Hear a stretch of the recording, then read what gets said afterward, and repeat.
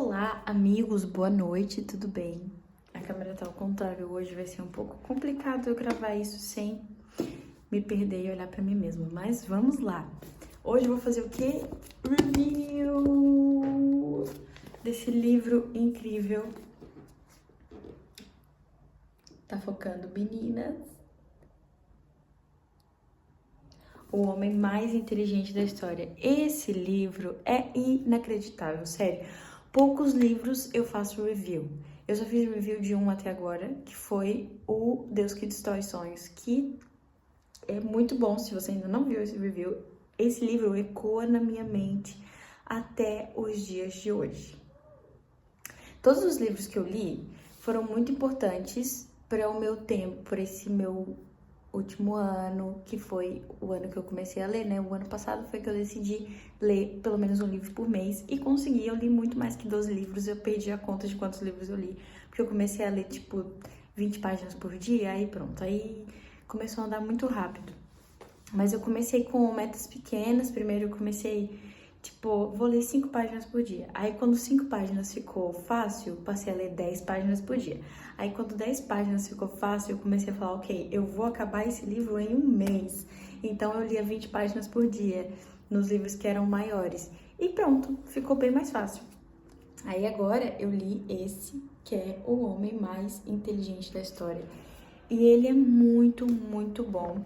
Eu já postei no Instagram os trechos que eu mais gostei dele. Mas mesmo assim, eu decidi fazer uma review pra cá, lendo os capítulos. Ele tem 30 e tal capítulos, eu acho. Ele tem 31 capítulos. Aqui, ele tem 31 capítulos. Mas ele é muito gostoso de ler, sabe? Você lê muito facilmente, porque a história é muito boa.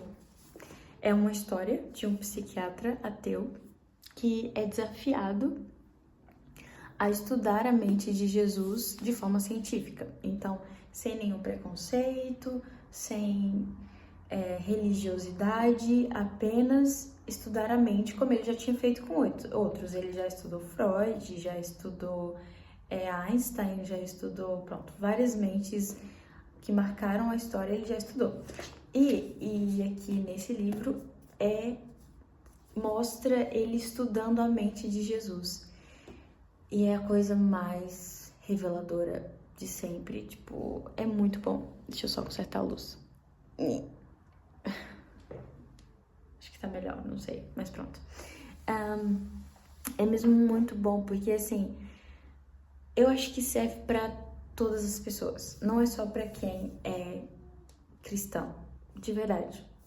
Acho que pra quem é cristão vai ser como foi pra mim, sabe? Um abrir da mente, assim. Vai expandir a mente, tipo, vai fazer uau! Então não é só isso que eu estudei na Bíblia, ainda tem mais do que eu estudei. Porque ele começa a revelar a mente de Jesus, conforme os estudos dele. Então é muito impressionante. Mas para quem não é cristão também é muito bom, porque tem toda uma teoria de gestão emocional aqui. Surpreendente, é muito bom. Ele fala sobre gestão emocional, fala sobre como hoje a gente tem índice para todas as coisas, mas para nossa emoção, a nossa mente, as nossas emoções estão desgovernadas, sabe? Ninguém controla. É um mundo perdido, assim, um mundo que ninguém ousa pisar, tem medo de acessar as emoções guardadas, enfim. Ele fala muito sobre isso e ele usa a mente de Jesus para falar sobre isso. É muito bom. Mesmo você acreditando em Deus ou não, não interessa. Esse livro é incrível. Então, eu vou tentar passar, são muitos capítulos, mas eu vou tentar passar rápido por todos os capítulos e vou dizer os que eu lembro, porque assim, tem muita coisa muito boa aqui. E pro outro livro, que tem o volume 2, gente, ai, glória a Deus que tem o volume 2, tá aqui, que é O Homem Mais Feliz da História. Pra esse eu já tô marcando aqui as partes que eu quero ler, que eu vou fazer review do 2 também, do volume 2. Mas nesse aqui eu não marquei, eu não pensei nisso. Queria até procurar aqui uma parte muito boa que eu tinha visto, que ele fala sobre, sabe, o tanto que é ruim essa discussão que tem entre crentes islâmicos e essa discussão que não leva a lado nenhum. Eu queria muito achar essa parte. Mas eu não sei realmente onde tá, eu não sei onde eu coloquei. Deixa eu ver se é aqui. Não sei. Pronto, vou discorrer os capítulos e depois eu vejo se eu lembro. O primeiro, vou ler pra vocês. A era dos mendigos emocionais. Só vou deixar assim. Depois, o segundo, terremotos emocionais. Depois, o terceiro, perdas irreparáveis. Gente, é uma história. Então, não tem só o estudo da mente de Jesus. Tem outras coisas. Tem a história dele, sabe? O que ele tá vivendo. Então, é muito cativante por isso. Porque além de ter todo o estudo da mente de Jesus, toda uma fala sobre gestão da mente, ainda tem uma história de um psiquiatra que tem uma vida própria e tem as suas próprias dores, sabe? Muito bom. August Curry, você tem o meu coração, tá bom? De verdade, você tem. Depois, Humanidade em Chamas. Aqui ele fala sobre todos os transtornos que a humanidade tem vivido por não gerenciar aqui dentro. O Muro das Lamentações, isso é sobre a vida dele. Os Manuscritos do Mar Morto. Um Homem Questionador, aqui já começa o estudo de Jesus. Um Vendaval na Mente de Paulo e Lucas, também faz parte do estudo. Os Impactos da Mesa Redonda. Isso você precisa ler para você entender que isso faz parte da história, que não é a mente de Jesus. Depois, Lucas, um biógrafo lógico e minucioso. Maria, uma educadora ousada. Gente, ele fala sobre a mente de Lucas, de Paulo, de Maria. Tipo, ele vai pegando as pessoas que estavam à volta de Jesus, ele vai falando sobre a mente deles também. Muito bom. A parte de Maria é impecável. Maria, uma mulher analítica e ousada. Depois, um menino surpreendente. Ai, esse capítulo é muito bom, o 14. O Magnificat, uma tese sociológica. Tipo, ele pega o Magnificat, para quem não sabe, é uma canção que Maria canta quando ela recebe a certeza que o filho que ela carrega é enviado de Deus. Aí ela fala que o meu coração se alegra no Senhor, enfim, e ele faz uma tese sociológica desse Magnificat, sabe? Impressionante, é impressionante. Deixa eu só ver aqui, 125, se eu leio alguma partezinha desse.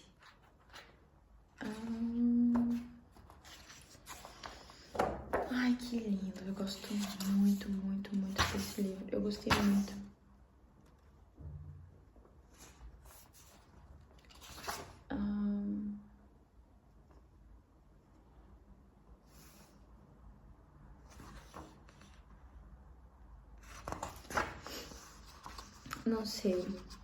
Não sei. Talvez eu vou ler só isso aqui pra vocês. Só uma partezinha aqui do início que eu achei legal. Eu não vou ficar aqui procurando, senão o vídeo vai ser 3 horas. Esse é o psiquiatra falando. Se não aprendesse a proteger minimamente a sua emoção, Maria não sobreviveria num ambiente sem o oxigênio da generosidade. Muito bom, gente. Vai lá ler, por favor. Pronto, Magnificat. Depois, o 15. Fatos estranhos nos bastidores do debate. Isso também faz parte da história deles. Um mundo a desabar aos pés de Marco Polo. Um menino alegre que viveu há 2000 anos. Isso faz parte da mente de Jesus. O estranho agente de marketing de Jesus. Esse também é muito bom, sabe? Ele vai falando como... vou dar um pouquinho de spoiler agora. Mas ele vai falando como tudo que Jesus viveu é contra a tendência, sabe? Não segue uma tendência, não fala do que não segue a maneira que supostamente deve seguir. Existe uma forma que você deve viver, que a gente espera que você viva, e Jesus viveu o contrário disso tudo. Inclusive quando se trata do marketing que ele fez para o ministério dele. Muito bom, esse capítulo também.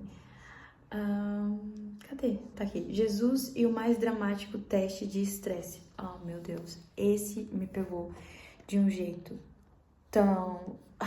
Desmontou toda a minha cabeça. Assim, se você não quer spoiler, eu acho melhor você parar. Eu ia tentar não dar spoiler, mas eu preciso falar de algumas coisas. Nesse aqui, o Jesus e o mais dramático teste de estresse. Eu, como uma cristã, que sei a história de Jesus, para mim o mais dramático teste de estresse que Jesus teve foi a cruz. Mas ele foi mostrando que a vida toda de Jesus foi um grande estresse, porque partindo do princípio que ele era poderoso, sabe, que ele tinha uma vida paralela como Deus, que loucura é essa dele se fazer um bebê?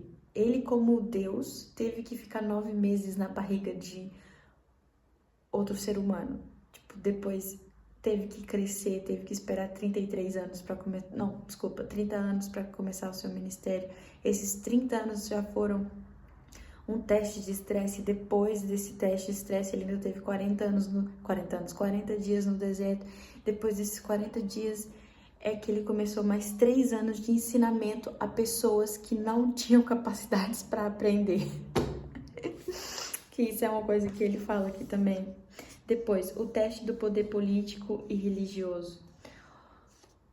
Eu acho que aqui é onde ele fala dos discípulos, que tipo, ele escolheu as pessoas mais aleatórias para ser discípulos dele.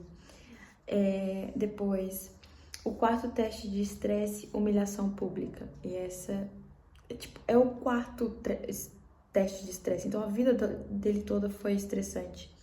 O inconsciente dos oradores, isso faz parte da história do personagem. Marco Paulo perde quem mais ama, também faz parte da história. Uma fama incontrolável e surpreendente, isso já é... Não, isso também faz parte da história, também. A escolha errada dos discípulos. A passagem que Lucas não contou. Eu acho que isso foi o que eu li agora já no final. Acho que isso tem a ver com as coisas que eles pensam depois que eles continuam estudando, depois crescendo em sabedoria. E isso é muito interessante, que é uma parte de Jesus que ele fala que Jesus crescia em sabedoria. Isso foi muito legal, também mexeu comigo. Marco Polo, o terremoto emocional. Michael e sua filha, os efeitos da mesa redonda. Esses dois fazem parte da história. O ataque terrorista também faz parte da história do livro. E termina com um gostinho do que vai acontecer no próximo volume, que é O Sermão da Montanha, o mais fascinante tratado sobre a felicidade. E aí dá abertura para o novo livro do homem mais feliz da história. Ai, eu não sei o que dizer, sério, esse livro foi mesmo muito bom. Ele mexeu comigo em muitas coisas, sabe? Primeiro, para começar a ver Jesus não só como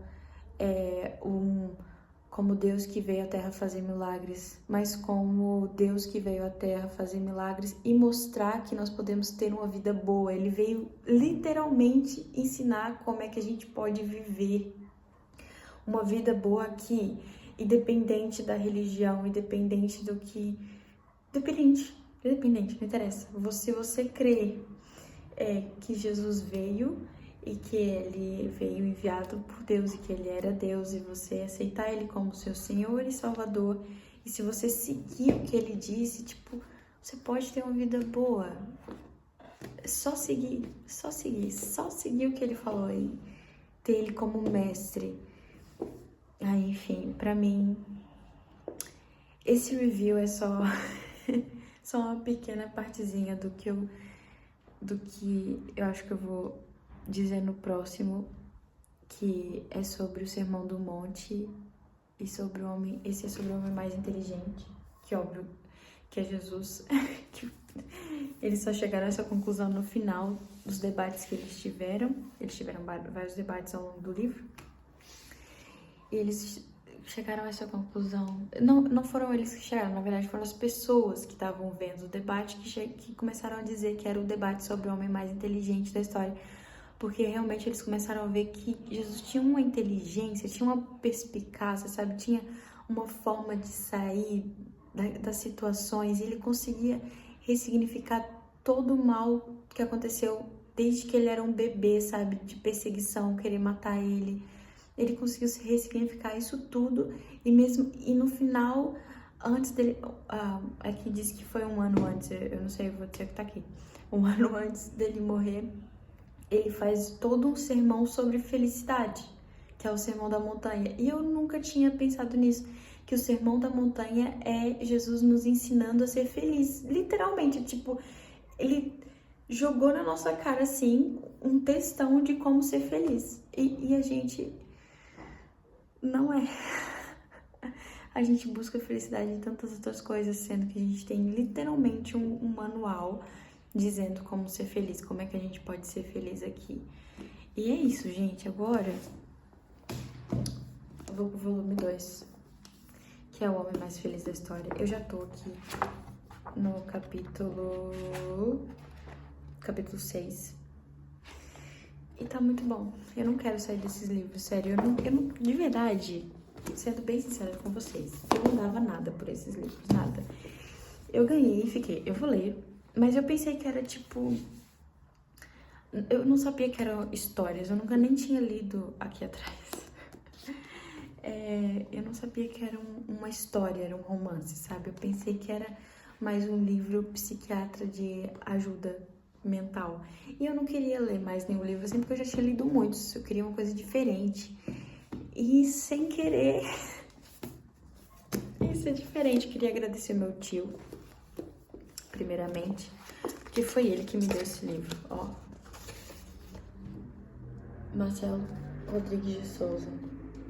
Tem aqui dizendo que pertence a ele, mas não pertence porque ele me deu. Muito obrigada, tio, porque esse livro mudou minha vida mesmo. Mudou minha vida mesmo. E agora eu vou ler esse, que é o homem mais feliz da história, que é o volume 2. E já quero o outro livro do Augusto Cury, sério, ele é muito bom. É isso. Eu não sei se o que eu falei te incentivou, se não te incentivou, mas eu espero que tenha incentivado, porque de verdade esse livro mudou minha vida. E aproveita e vai lá ver o review do Deus que Destrói Sonhos. Eu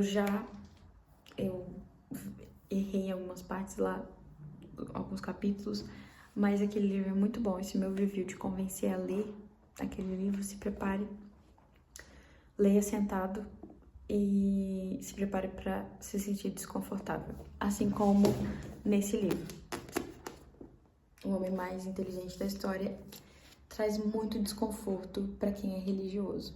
Então, se você é religioso, não leia. É isso, gente. Um beijo, até a próxima.